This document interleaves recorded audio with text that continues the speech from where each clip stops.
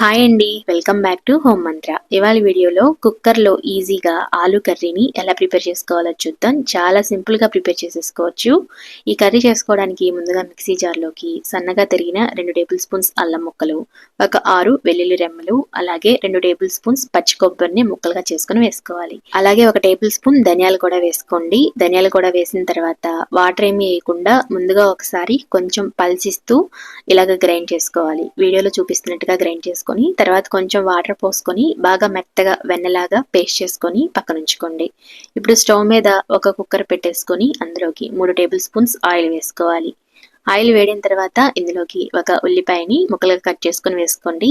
అలాగే 3 పచ్చిమిర్చిని కూడా సన్నగా చీలికలుగా కట్ చేసుకొని వేసుకోండి. ఇలా ఉల్లిపాయలు పచ్చిమిరకాయలు ఆయిల్లో వేసుకున్న తర్వాత వీటిని బ్రౌన్ గా వచ్చే వరకు వేయించుకోవాలి. ఈ ఉల్లిపాయలు త్వరగా వేగాలంటే కొద్దిగా చిటికెడు ఉప్పు వేసుకొని వేయించారంటే చాలా తొందరగా బ్రౌన్ గా ఉల్లిపాయలు ఫ్రై అయిపోతాయి. ఇలా ఫ్రై అయిపోయిన తర్వాత ఇప్పుడు ఇందులోకి ఒక పెద్ద టమాటాని సన్నగా ముక్కలుగా చేసుకుని వేసుకోండి. చిన్న టమాటా అయితే 2 వేసుకోండి. ఇక్కడ నేను బాగా పెద్దగా ఉన్న టమాటా వేశాను. ఆ టమాటాని ఆయిల్లో బాగా ఫ్రై చేసుకోవాలి.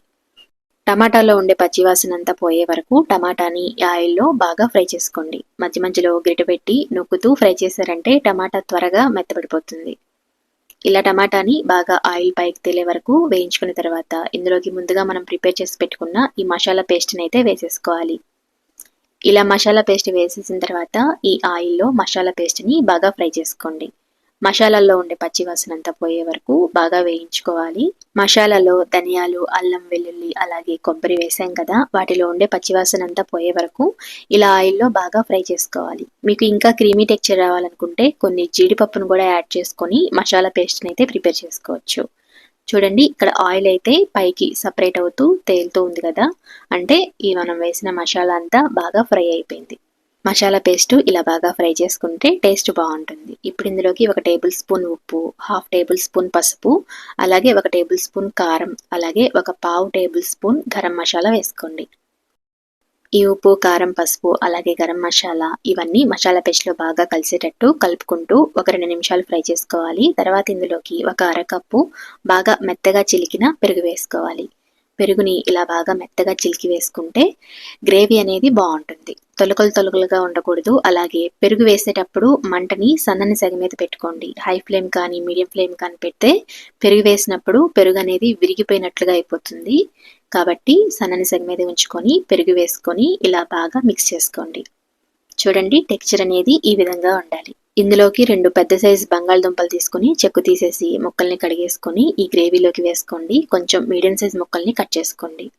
ఇప్పుడు ఈ ముక్కల్ని కూడా మసాలా పేస్ట్లో వేసుకొని 2 నిమిషాలు ఫ్రై చేశారంటే ముక్కకి ఉప్పు, కారం, మసాలా ఆ ఫ్లేవర్ అనేది బాగా పడుతుంది. కాబట్టి ఇలా మసాలాలో మిక్స్ చేసుకొని చక్కగా 2 నిమిషాలు బాగా ఫ్రై చేసుకోండి. ఇలా ఫ్రై చేసుకుంటూ ఉంటే ఆయిల్ పైకి తేలుతూ ఉంటుంది. ఈలోగా ముక్కకి ఉప్పు, కారం కూడా బాగా పడుతుంది. ఇప్పుడు ఇందులోకి ఒక పెద్ద గ్లాస్ వాటర్ పోసుకోండి. వాటర్ పోసిన తర్వాత ఒకసారి అంతా కలిపేసుకొని మీకు ఉప్పు, కారం అనేది సరిపోయిందో లేదో ఒకసారి చెక్ చేసుకోండి. ఏమైనా తగ్గినట్లు అనిపిస్తే కొద్దిగా యాడ్ చేసుకోండి. ఇలా ఒకసారి చెక్ చేసుకున్న తర్వాత ఇప్పుడు కుక్కర్ మూత పెట్టేసుకోవాలి. కుక్కర్ మూత పెట్టేసుకొని మీడియం ఫ్లేమ్ మీద 2 లేదా 3 విజిల్స్ వచ్చే వరకు ఉడికించుకోవాలి. ఉడికించుకున్న తర్వాత పూర్తిగా ప్రెషర్ అంతా పోయిన తర్వాత కుక్కర్ మూత తీసేసి చూసారంటే కర్రీ చక్కగా ఉడికిపోయి ఉంటుంది. మీకు గ్రేవీ అనేది ఎలా కావాలో దానిని బట్టి మీకు వాటర్ ఎక్కువ అనిపిస్తే స్టవ్ ఆన్ చేసి ఒక 2 నిమిషాలు ఉడికించారంటే ఇంకొంచెం దగ్గరగా కర్రీ అనేది ప్రిపేర్ అవుతుంది. ఇప్పుడు ఇందులోకి గార్నిష్ కోసం కొత్తిమీర అలాగే కొద్దిగా కరివేపాకు వేసుకొని కలిపేశారంటే ఆలు కర్రీ అయితే ప్రిపేర్ అయిపోయినట్లే. ఈ బంగాళదుంపల్ని కొద్దిగా మ్యాష్ చేశారంటే కర్రీ అనేది కొద్దిగా ముద్దగా కూడా తయారవుతుంది. మీకు ఎలా కావాలంటే అలా సర్వ్ చేసుకోండి. ఈజీగా కుక్కర్లో ఆలు కర్రీ అయితే ఎలా చేసుకోవాలో చూసేశారు కదా. ఇది ఎందులోకైనా బాగుంటుంది. మరి తప్పకుండా ట్రై చేయండి. అలాగే మీకు ఈ వీడియో నచ్చినట్లయితే లైక్ చేయండి, షేర్ చేయండి. మన ఛానల్ని తప్పకుండా సబ్స్క్రైబ్ చేసుకోండి.